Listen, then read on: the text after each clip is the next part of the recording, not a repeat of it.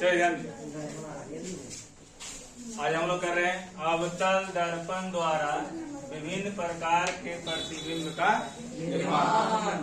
Total इसमें 6 गो है, ठीक है। अवतल दर्पण कई गो है? 6 गो। तो अवतल दर्पण में विभिन्न प्रकार के प्रतिबिंब का निर्माण जो है 6 तरीका से करेंगे। तो पहला तरीका है केस 1 में आते हैं कि जब वस्तु को, ठीक है, अवतल दर्पण के फोकस और ध्रुव के बीच रख देते हैं, यानी P और F के बीच। जब वस्तु को अवतल दर्पण के फोकस और ध्रुव के बीच रखा जाता है या स्थित होता है तो उसका प्रतिबिंब कहाँ बनता है, कैसा बनता है, ठीक है, ध्यान दीजिए। तो जब वस्तु को, यह देखिए AB अवतल दर्पण, MN जो है अवतल दर्पण है। MN क्या है? अवतल दर्पण। तो इसमें P है ये और F है ये। तो P और F के बीच में कोई वस्तु रखा हुआ है जिसका नाम है AB। AB कोई वस्तु रखा हुआ, कहाँ पे? P और F के बीच।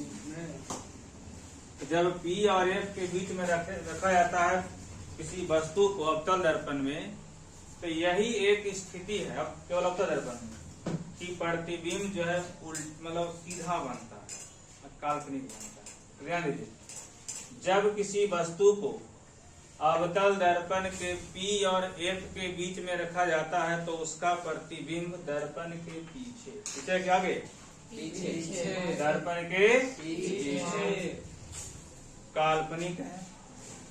तो जब काल्पनिक बनेगा तो सीधा, काल्पनिक रहेगा तो सीधा, वास्तविक रहेगा तो उल्टा।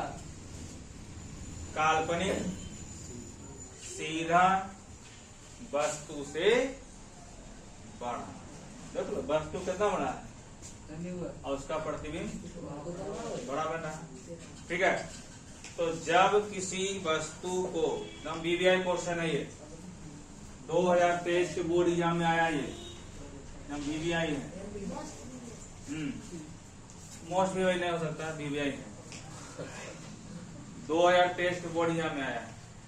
तो जब किसी वस्तु को अवतल दर्पण के P और F के बीच रखा जाता है तो उसका प्रतिबिंब दर्पण के पीछे, दर्पण के पीछे। आंसर लिख ले, जब वस्तु को अवतल दर्पण के P माने ध्रुव तथा फोकस माने F, ध्रुव तथा फोकस के बीच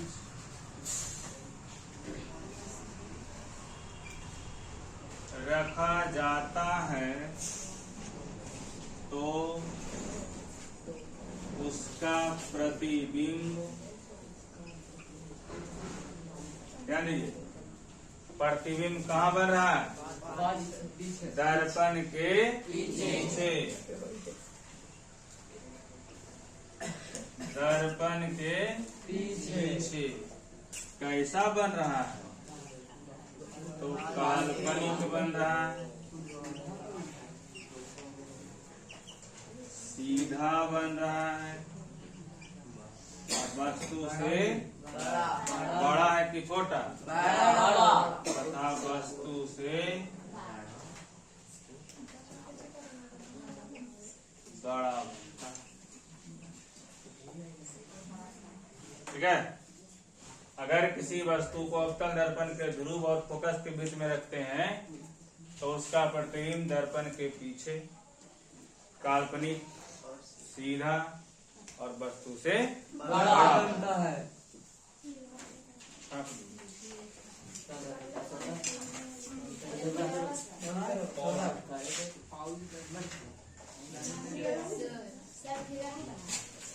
पहले लिखना तब फिर बनाना। ध्यान दीजिए, केस 2 अगला है।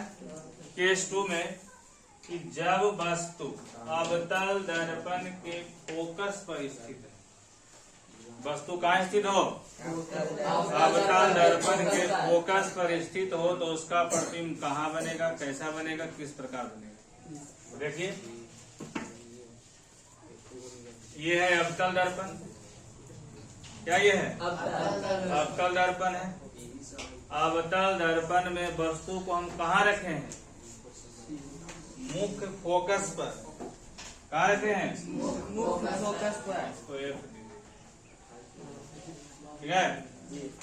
अवतल दर्पण में वस्तु कहाँ रखा गया है, मुख्य फोकस पर। देखिए जब इसका परावर्तन हुआ, परावर्तन के बाद कहाँ से गुजरा, फोकस से, और दूसरा केंद्र से गुजरा। तो जब किसी वस्तु को अवतल दर्पण के मुख्य फोकस पर रखा जाता है तो उसका प्रतिबिंब दर्पण के आगे बन रहा है, उसमें पीछे बन रहा था, दर्पण के आगे। ठीक है, कहाँ बनेगा, अनंत पर। कहाँ बनेगा, अनंत पर। अनंत पे प्रतिबिंब बनेगा। कहाँ बनेगा, अनंत पर। तो जब अनंत पे बनेगा तो वास्तविक बनेगा। कैसा बनेगा, वास्तविक। वास्तविक। और जब वास्तविक बनेगा तो उल्टा बनेगा। वास्तविक बनेगा, उल्टा बनेगा। अब वस्तु से बड़ा नहीं, बहुत बहुत बड़ा। ठीक है, बहुत बहुत बड़ा। मतलब बड़ा ही नहीं बचे। देखता है कि हम लोग यहाँ से जो है चांद को देख लेते हैं, है ना, बड़ी दूर तक रखा जाता है, टावर है तो मतलब बड़ा रहता है, देख लेते हैं। दूर तक सूरज को देख लेते हैं, तारा को देख लेते हैं, तो अनंत पे न रखा हुआ। तो जब कारण क्या है, तो वहां पे वस्तु फोकस पे चला जाता है। ठीक है, वस्तु कहाँ चला जाता है, फोकस पर। तो उसका प्रतिबिंब बन जाता है अनंत पे। अगर किसी वस्तु को फोकस पे रखेंगे तो प्रतिबिंब कहाँ बनेगा, कैसा बनेगा, आकार में वस्तु से बहुत बहुत। अब इसका आंसर ले लेते हैं।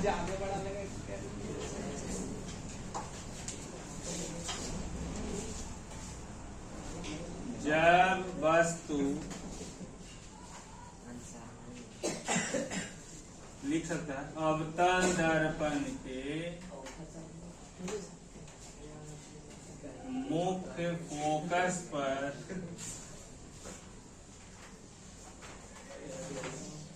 स्थित हो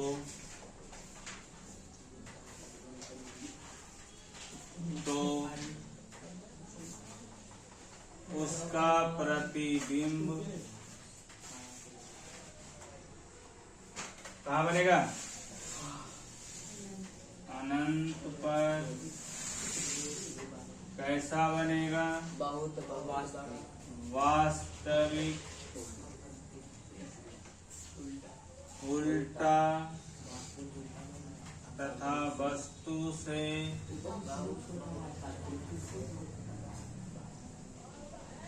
बहुत बहुत बड़ा।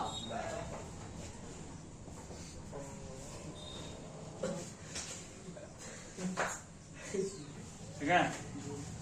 अगर किसी वस्तु को अवतल दर्पण के मुख्य फोकस पर स्थित हो या मुख्य फोकस पर रखा जाता है तो उसका प्रतिबिंब अनंत पर बनेगा, वास्तविक बनेगा, उल्टा बनेगा और वस्तु से बहुत बड़ा बनेगा, यानी बहुत बहुत बड़ा बनेगा। देख लीजिए अनंत बन रहा है ना, तो बहुत बड़ा रहेगा तभी वो दिखाई देगा तुमको साफ।